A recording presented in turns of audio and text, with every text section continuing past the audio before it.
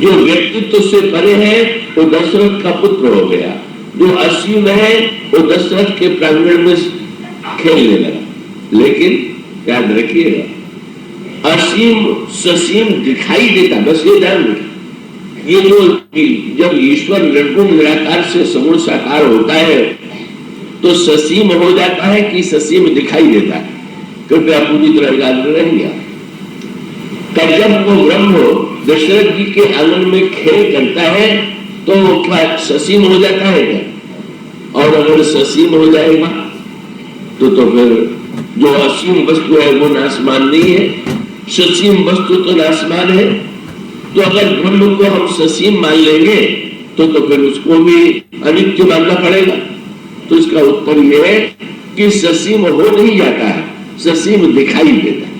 बस इन दोनों में जो अंतर है, ससीम दिखाई देने का संकेत प्रभु ने दिया इसी दशरथ जी के आंगन में खेल करते हुए काकभूषण जी।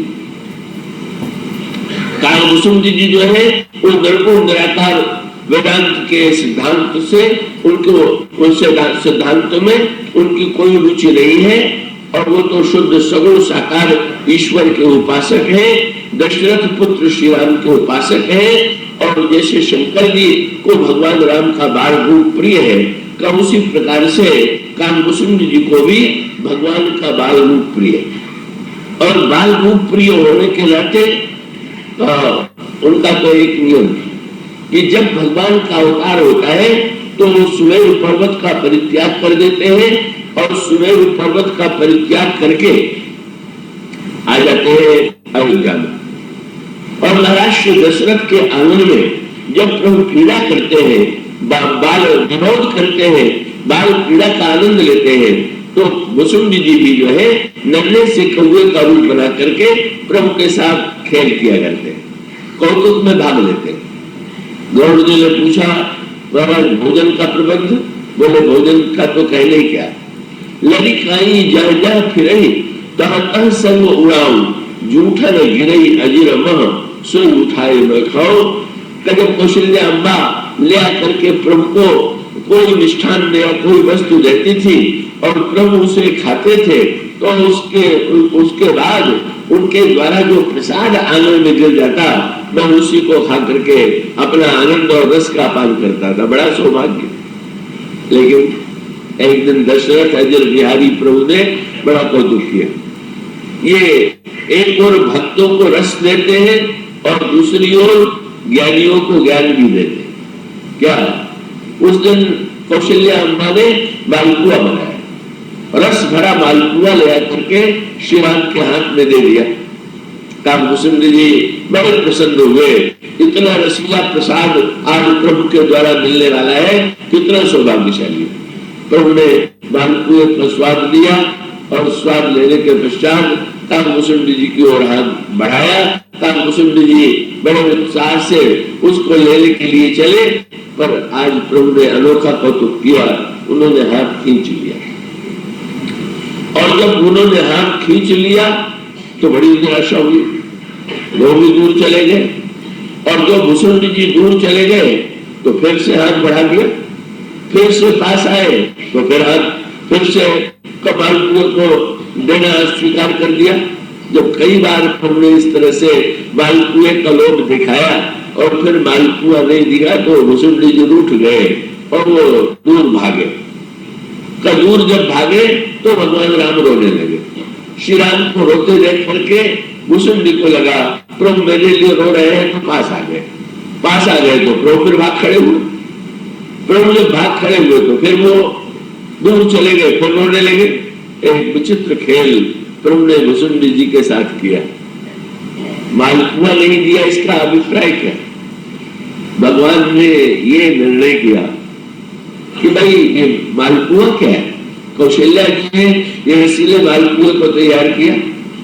ये भक्त रस का जो ओतप्रोत मालपुआ है, भगवान ने निर्णय किया कि आज भूषण जी को मालपुआ नहीं देना है, आज तो जरा वेदांत का कठोर लड्डू खिलाना। भक्त रसीली है वेदांत में ज्ञान में उतना रस नहीं है, पर प्रभु ने निर्णय किया कि नहीं, आज तो इनको किसी न किसी प्रकार से, क्योंकि ये रस लेने के लिए भक्ति ठीक है, पर रस लेने का अर्थ ये नहीं हुआ कि सचमुच हम ये मानने की भूल कर बैठे कभी एक देश में भगवान को देखने के बाद सचमुच ये मान ले कि भगवान एक देश के वासी हैं, एक देश की सीमा में घिरे हुए हैं। वो स्वामी जी ने बहुत बढ़िया दृष्टांत दिया है अवतार के लिए, तो बड़ा समझ में आने वाला दृष्टांत। और उस दृष्टांत में कहा गया कि जैसे एक ही अभिनेता अलग अलग नाटकों में अलग अलग पाठ करता, और उस अभिनेता से अगर आपको पूछ लीजिए कि आप ये इतने जितने चित्रों में आपने काम किया है उसमें से आपको अपना अभिनय सबसे प्रिय कौन सा लगा, तो अगर अभिनेता को अपना कोई प्रिय अभिनय होगा तो बता देगा, और नहीं तो बुद्धिमान अभिनेता जो है पूछने वाले से पूछ देगा क्या कि आपको मेरा कौन सा रूप अच्छा लगा। और दर्शक जब ये कहेगा कि मैं तो आपके इस अभिनय से बड़ा प्रभावित हूं, तो कहेगा मुझे भी यही प्रिय। पर अभिनेता की एक विशेषता क्या, बोले जथा अनेकन वेशधारी नृत्य करई नटको सोई सोई भाव दिखावे। अभिनेता की तो विशेषता ये है कि जिस समय जो नाटक करे ठीक ठीक उसका निर्वाह करे। पर याद रखिए, आप उस अभिनेता को जो देखते हैं नाटक में वो मान लेते हैं, पर अभिनेता की विशेषता क्या है? उस शंकर भगवान काकभूषण जी ने कहा सोई सोई भाव दिखावई, पर आप न होए न सोए। उसको ये भ्रम नहीं हो जाता कि मैं यही हो गया, वो तो यही समझता है कि भाई तुम्हें जो प्रिय लगा उन्होंने अभिनय करके दिखा दिया, तुम देख रहे हो, तुम आनंद लो, पर मैं इससे भी अलग। इसी प्रकार से सगुण के द्वारा रस को हम प्राप्त करें, पर सगुण को ये न समझने कि सगुण अपने को सगुण मानता है, सगुण अपने को तो निर्गुण ही समझता। अगर सगुण अपने को सगुण समझ लेगा तो गुण की सीमा में घिर जाएगा। तब इसलिए अभिनेता की कला यही है कि जितने देर अभिनय करता है उतने देर के लिए ही वो अपने को उस रूप में मानता है।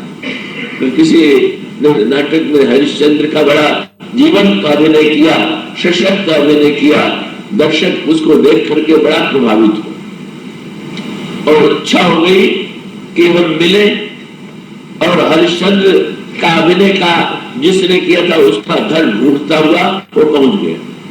वहां जाकर के देखा तो एक सज्जन कुर्ता धोती पहने हुए साधारण वेशभूषा में बैठे हुए हैं। पूछ दिया हरिश्चंद्र जी का, वो बैठा हुआ व्यक्ति था, वही अभिनय में मंच पर रात्रि को हरिश्चंद्र बना था। उसी से पूछ दिया हरिश्चंद्र कहाँ? बोले वो चले गए।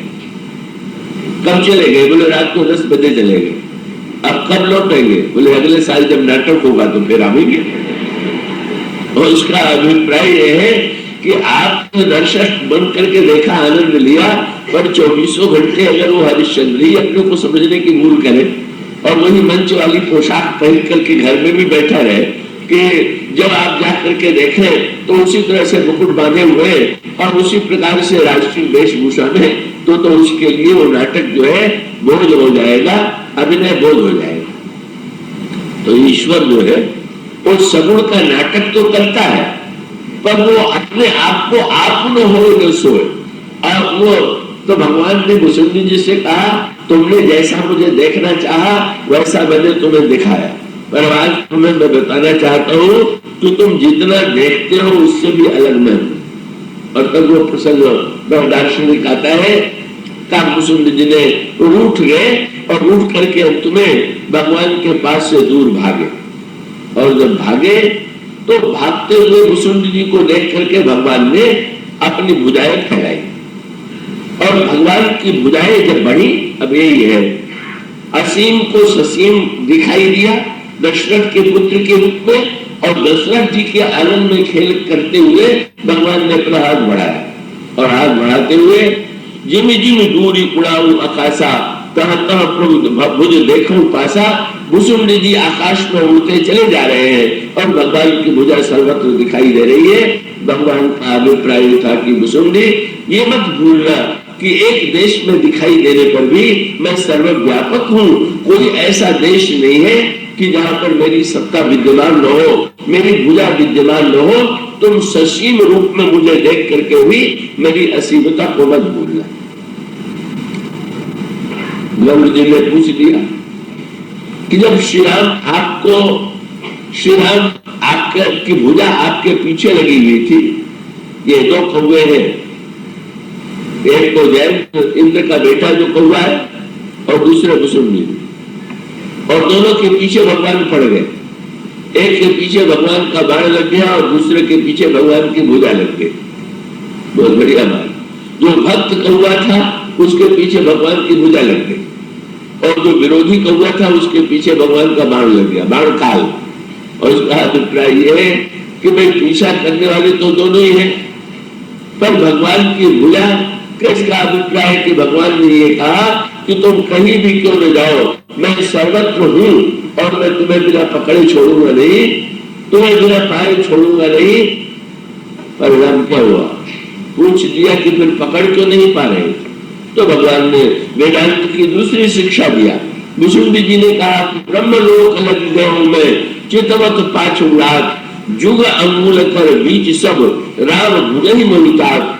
मैं जहां जहां तक गया वहां जाने के बाद भी मैंने ये देखा कि मेरे और प्रभु के बीच में 2 अंगुल की दूरी बनी हुई। प्रभु ने वेदांत का दूसरा पाठ पढ़ाया। पहला पाठ ये था कि मैं एक देशीय नहीं हूं, वस्तुतः मैं सर्वव्यापक। दूसरा पाठ भगवान ने बताया कि सर्वव्यापक होने में भी जीव और में जो भिन्नता दिखाई देती है वो 2 अंगुल की दूरी है, और वो 2 अंगुल में है नाम और रूप। जीव ने अपना एक नाम मान लिया है कि मेरा ये नाम है, मेरा ये रूप है। यही नाम और रूप के 2 अंगुल के कारण जीव मुझसे दूर है। अगर ये 2 अंगुल की दूरी मिट जाए तो उस व्यक्ति को मुझमें और उस से मात्र कोई दूरी नहीं रहेगी। दूसरा पाठ पढ़ा दिया। परिणाम क्या हुआ? भुसुंडी जी को तो आशीर्वाद था कि पृथ्वी जल अग्नि वायु आकाश संसार में सर्वत्र प्रकृति के जितने स्तर हैं उनमें जा सकते थे। कब उन्होंने सत्ता वर्ण में प्रवेश किया, पर सत्ता वर्ण में प्रवेश करने के पश्चात भी जहां लगी रही गति मोरी, ग्रह तहां प्रभु भुज निरख व्याकुल भय बहोर। जहां जाते हैं वहां सर्वत्र सत्ता वर्ण को, सत्ता वर्ण में जहां भी वो जाते हैं ब्रह्म की समग्रता का, एकता का, अद्वितीयता का साक्षात्कार भुसुंडी जी को हुआ। और परिणाम क्या हुआ? देखते देखते जब थक गए, अंत में देखने की भी तो एक सीमा होती है। नेत्र मुदिए तो देखने का मन होता है, देखिए तो मुदले का।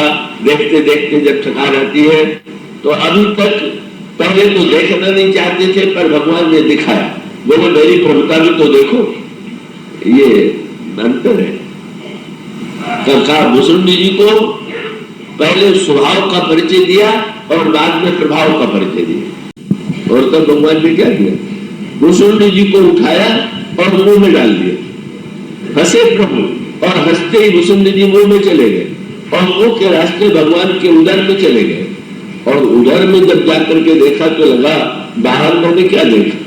बाहर तो एक ही ब्रह्मांड देखा, पर जब भीतर गए तो बोले राम उदर देखो जग नाना, देखा तो भले न जाई बखाना। कवचना विरुद्ध एक ते एका, वहां अनगिनत ब्रह्मांड अनगिनत लोग जब देखने लगे पेट में, तो वही दर्शन क्या कि भाई श्री राम अगर असीम हो गए तो किसी का पेट इतना बड़ा होगा, पेट में ब्रह्मांड क्या समाएगा? पेट में तो 2-4 रोटी ही समा सकती है, पर जिसके पेट में कोटि कोटि ब्रह्मांड समाया होगा। और इसके इतनी नहीं, उन्होंने देखा कि करोड़ों ब्रह्मांड में हर जगह अयोध्या, और हर जगह अयोध्या में दशरथ जी के आनंद में श्री राम खेल रहे। और उन्हें ये देख के बड़ा आश्चर्य हुआ कि हर जगह एक एक भुसुंडी जी भगवान के साथ खेलने लगे हुए। वो मैं समझता था मैं ही काकभूषुंडी हूँ, यहाँ तो करोड़ों काकभूषुंडी भी दिखाई दे रहे हैं। राम ही एक अकेले एक है, अगणित भुवन फिरे प्रभु, राम ने देखे वाल, श्री राम को देख करके सब अनगिनत दिखाई दे रहा है। परिणाम क्या हुआ? अनगिनत दिखाई देने के बाद अंत में समझ गए, जब प्रभु फिर हंसे और पेट से बाहर निकल आए। यहाँ पर 2 सूत्र दार्शनिक आए। भगवान ने से पूछा, भगवान ने बोले पहले तुमने जब तुम भागे तो तुमने क्या समझा? बोले प्रभु तो पहले तो मैं आपको अयोध्या की सीमा में देखता था, पर बाद में जब सर्वत्र में गया तो मुझे लगा कि सर्वव्यापक है आप, सारे देश में आप विद्यमान है आप। और अब क्या लगा? बोले प्रभु अब तीसरा पाठ ये लगा कि आप सब देश में नहीं है, सारा देश आप में ही है, क्योंकि देश तो ससीम है, इसलिए आप तो देश से परे भी है और देश भी है। ऐसी स्थिति में का मेरे अंतःकरण में जो भ्रम था, कब वो भ्रम दूर हो गया और आपके स्वरूप का मुझे ज्ञान हुआ। तो वस्तुतः कई जो भगवान का भगवान ने जिस प्रकार से महाराज श्री दशरथ के आंगन में दिव्य ज्ञान का परिचय दिया, दिव्य स्वरूप का परिचय दिया, और दिव्य ज्ञान और स्वरूप का परिचय दिखाने के बाद मानो भक्त को ये प्रेरणा प्रदान किया कि तुम एक देश और एक काल में मेरे आनंद का अनुभव करते हुए भी तुम अपने विचार में ये समझे रहो। भगवान ने अपनी सर्वव्यापकता का और सर्वदेश महता का परिचय दिया, और उसके साथ साथ काल का भी खेल बड़ा। क्या भगवान काल से परे हैं कि काल के सीमा में है? तो जब रामनवमी को जन्म हुआ तो काल की सीमा में आ गए, पर विचित्र बात, काल की सीमा में तो आ गए, पर क्या बढ़िया बात लिखी हुई, बोले मास दिवस कर दिवस बना बने जाने को, महीने भर सूर्य रुका रह गया। और उसका अभिप्राय यह है, जब भगवान काल की सीमा में आए तो काल चक्र को रोक दिया। क्या बढ़िया रामनवमी बनाई गई। एक वर्ष दिल्ली में मुझसे किसी ने कहा कि 2-2, 3-3 रामनवमी आप लोग क्या जमेला खड़े किए रहते हैं, कोई कहता है आज है, कोई कहता है कल है, कोई कहता है परसों है। मैंने कहा इसमें जमेले की क्या बात? जब भगवान श्री राम ने जन्म लिया और सूर्य 1 महीने तक रामनवमी रही, तो चाहे जिस तिथि को नवमी बना दीजिए है, तो आपकी भावना पर निर्भर है, आप तो 2 दिन के चक्कर में पड़ गए। अरे भाई 300 दिन में से रामनवमी प्रत्येक दिन है, बस जिस दिन आपके जीवन में राम का जन्म हो जाए आपके लिए रामनवमी होगी। बस रामनवमी कौन सी है? एक रामनवमी तो है जो साल भर में एक बार आती है, और एक रामनवमी वो है कि जो बस समझ ले कि जिस दिन मास दिवस कर दिवस ब्रह्म जाने को वस्तुतः कालातीत होकर के भी काल से परे हो, काल से परे है, काल उनमें ही उनकी संकेत पर ही चलता है, देशातीत होते हुए भी देश में दिखाई देते हैं। दशरथ के आंगन में खेलते हुए तो वेदांत की शिक्षा अगर दी जाए तो व्यक्ति कभी कभी घटा जाएगा, आज से लोग कोशिश करेंगे, पर भगवान की पाठशाला में तो बच्चों का खेल हुआ, और खेल खेल में अपने भक्त को सारा ज्ञान जो था सारा वेदांत सिखा दिया। इस तरह से भगवान का जहाँ पर ज्ञान में केवल ज्ञान का आनंद है, वहां पर भक्ति में भक्ति का रस तो वही है, पर बाद में भगवान ज्ञान दिए बिना नहीं छोड़ते। ऐसे दशरथ के आंगन में खेल करने वाले जो भगवान है, शंकर जी उनकी वंदना करते हैं। अब इस प्रसंग का समापन, इसकी व्याख्या कर लो। बोलिए